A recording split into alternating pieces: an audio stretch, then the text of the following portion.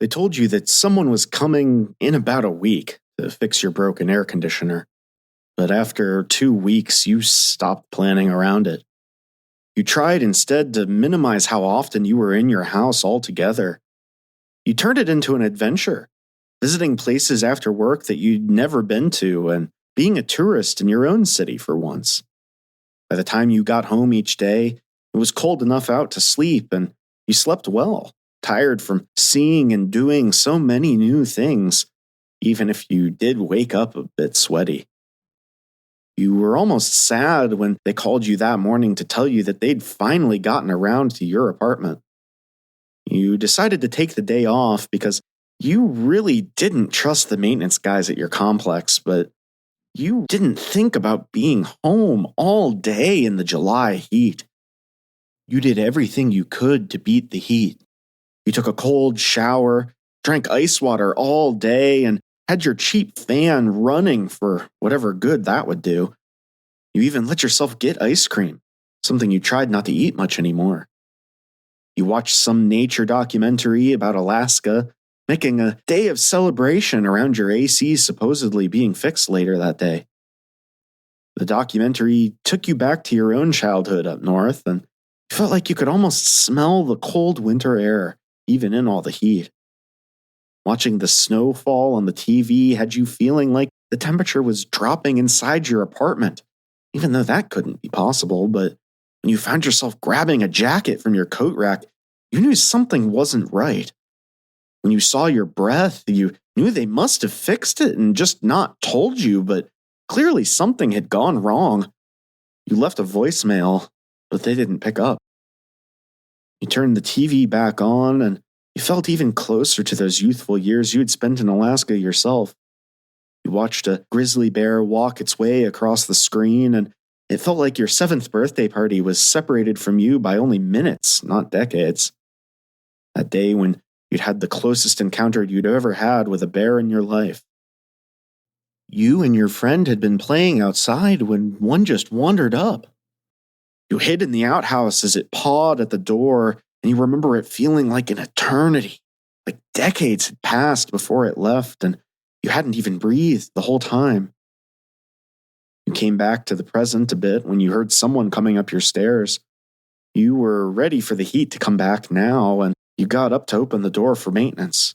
But as you turned the knob, the door cracked open, and all you catch is a glimpse of long claws and filthy fur as your door is smashed open by the podcast inside your house, by Annie Marie Morgan and Kevin Schrock, with today's episode written by Georges Dupuy. Episode 17, The Monster of Partridge Creek. Georges Dupuy, the well-known French writer and traveler who has made many explorations in the polar regions, here relates a most troubling experience from the frozen steppes of Alaska. Dupuy, whose good faith is beyond question, takes full responsibility for his narrative, which is, it may be noted, however remarkable, in no way contradicted by known scientific facts. The story which follows is in no sense a romance. I wish, in the first place, to ask the readers of the following narrative to believe that I am in no way attempting to impose upon their credulity. Concerning the amazing spectacle I'm about to describe, I report nothing but plain facts, however astounding and apparently incredible as they may seem at first glance, precisely as they appeared to my own eyes, and I am possessed of excellent sight, and to those of my 3 companions, all 3 white men, without counting the 5 Indians of the Kalayakook tribe who have their camp on the shores of the River Stewart. The following are the names of the 3 ocular witnesses who are ready to testify to the truth of my assertions. The first is my hunting companion for many years, Mr. James Lewis Butler, banker from San Francisco. The second is Mr. Tom Leemore, a miner from McQuestion River in the Yukon Territory. And lastly, the Reverend Father Pierre Lavenue, a Canadian Frenchman and missionary at the Indian village of Armstrong Creek, not far from McQuestion. Now, in the course of 10 years rambling in the 4 corners of the world, it's been my lot to witness a great number of amazing spectacles, and the strange experience of which I speak had become no more than a vivid recollection when, a few days ago, on January 24th, 1908, the following letter reached me at Paris. It came from Father Lavenue, who passes his life with his flock, 600 miles northwest of the Klondike.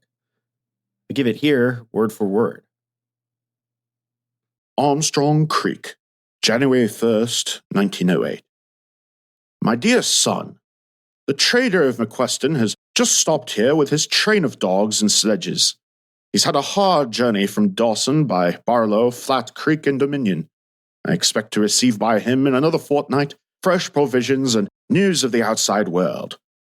Today is the first day of the new year, and I want this letter to express my affectionate wishes for your health and happiness. I hope it will give me the pleasure of receiving you under my humble roof here at the other end of the earth. I will not believe that you will let your old friend in the great north leave his carcass to the Indians, who will some day or other make his coffin out of branches, without seeing him once more. I have received your book, the reading of which has given me the greatest pleasure. By the way, you're wrong in regard to that poor fellow John Spitz. Alas, he's no longer the mail carrier of the Duncan district. He died, poor fellow, at Eagle Camp soon after you departed, having not survived the wound he received from the bald-face, which you will remember. Talking of ferocious animals, will you believe me when I tell you that 10 of my Indians and myself saw again, on Christmas Eve, that horrible beast of Partridge Creek, passing like a whirlwind over the frozen surface of the river, breaking off with his hind feet enormous blocks of ice from the rough surface. His fur was covered with hoarfrost, and his little eyes gleamed like fires in the twilight. The beast held in his jaws something which seemed to me to be a caribou. He was moving at a rate of more than 10 miles an hour. The temperature that day was 45 degrees below zero. At the corner of the cutoff, it disappeared. It is undoubtedly the same animal that we saw before. Accompanied by Chief Steinshane and 2 of his sons, I followed the traces, which were exactly like those which we all saw, Lemore, Butler, you and I, in the mud of the Moose Lick. 6 times on the snow we were able to measure the impressions of its enormous body, the same size as we found it before, almost to the 20th of an inch. We followed them to Stewart, fully 2 miles when the snow began to fall slightly and blotted out the traces. It was on receipt of this letter that I decided to write the story of my own experience, which it had recalled so vividly to mind, and of which it afforded a striking confirmation. The story of my friend Butler. The station of McQueston, that far-off corner of the strange country of the Yukon, where the 8 months of winter are so terrible, but the short summer is so marvelously beautiful, was on 4 occasions my chosen retreat during the 8 years that I have known the North. A friend of mine in San Francisco, Mr. Butler, who had come to Dawson City in order to purchase gold mining concessions, had promised to join me in order that we should go hunting together. I was taking my coffee one afternoon in the veranda of Father Lavenue's cabin when all at once I heard someone whistle from the farther bank of the river. A bark canoe, paddled by 2 Indians, was coming up the river in the shadow of the trees. Butler was with them. "My dear fella," he said, smiling as I met him, and endeavoring to hide his visible agitation. "I have something very strange to tell you. Did you know that the prehistoric monsters still exist?" I broke out laughing, and together we returned by the little path which led to the father's house. When Butler had taken off his muddy boots and was ensconced in a comfortable seat, he began to recount his story as follows. "Now, leaving Gravel Lake, where I arrived on Tuesday evening, my last stage was the mouth of Clear Creek, where I knew that you would send someone to meet me. Traveling was frightfully bad, 40 miles of marshy country. At last at nightfall, I descended a hill and had the pleasure of seeing Grant's cabin, which was lighted up. Grant was at home, and a good supper was waiting for me. Early the next morning, or yesterday, he came to tell me in his reserved and silent manner that 3 fine moose were feeding quietly behind the plateau of Partridge Creek. After swallowing in a hasty mouthful, all 4 of us, Grant, 2 men, and I started out from the hut. We made a wide detour, and at the top of a hill where we had hidden ourselves, all of us stretched full length on the ground we perceived, a short distance off on the valley near a moose lick, 3 enormous moose moving slowly forward and quietly browsing on the moss and lichens. All at once they gave 3 simultaneous bounds, and one of the males giving vent to the striking bellow which these animals utter only when they are hunted or mortally wounded, and the 3 went off at a mad gallop towards the south. What had happened? Well, we decided to approach the spot where the animals had taken fright so suddenly. Arriving at the moose lick, a spot about 60 feet long and 15 wide, we saw in the mud, and almost at a level with the water of the lick, the fresh imprint of a body of a monstrous animal. Its belly had made an impression in the slime more than 2 feet deep, 30 feet long, and 12 feet wide. 4 gigantic paws, also deeply impressed, had left at each end of the main imprint, and a little to the side footprints, 5 feet long by 2.5 feet wide, the claws being more than a foot long, the sharp points of which had buried themselves deeply in the mud.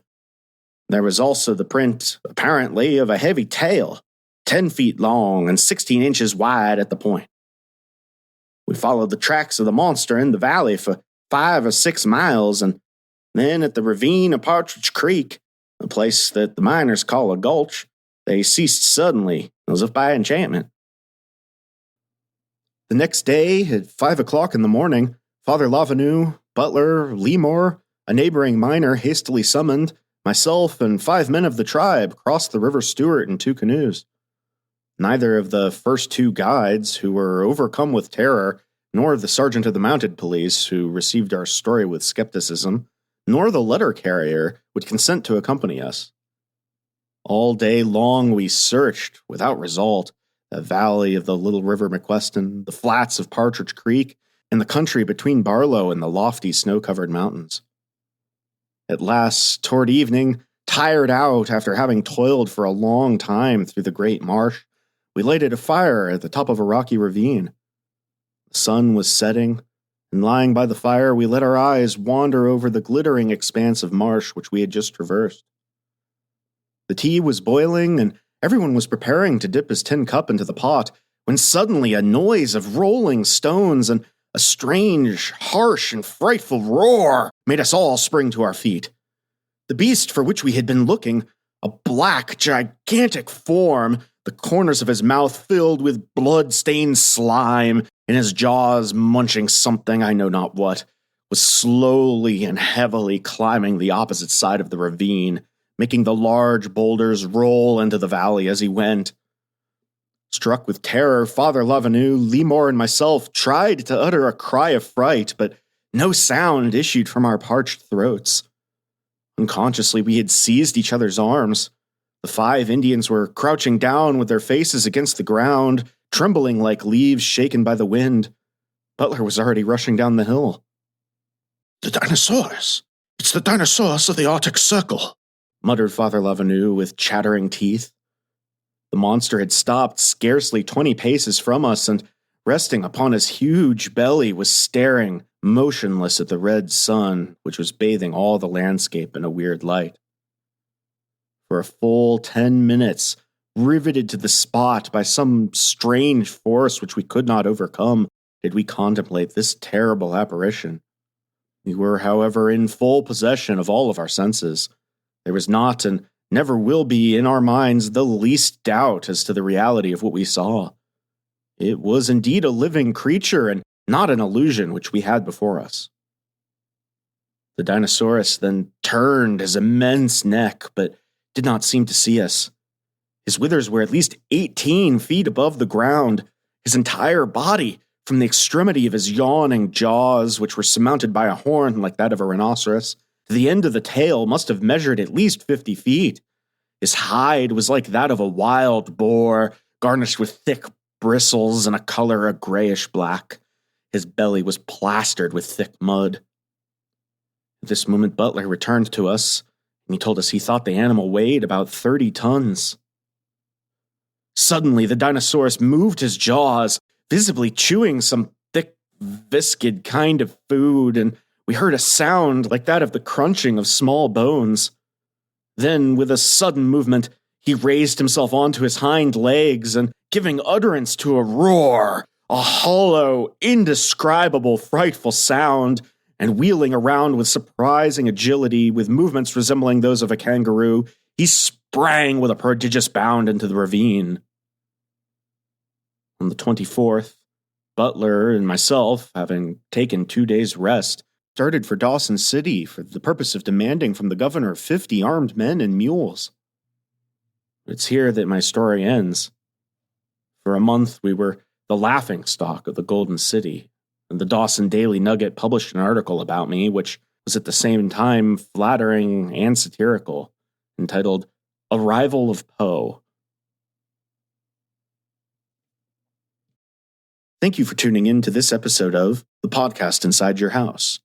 To hear every tale of terror as they're released, subscribe to our show on your podcast app or on YouTube. And until next time, take a moment to cherish these last summer days. It'll be winter before you know it, and maybe it already is.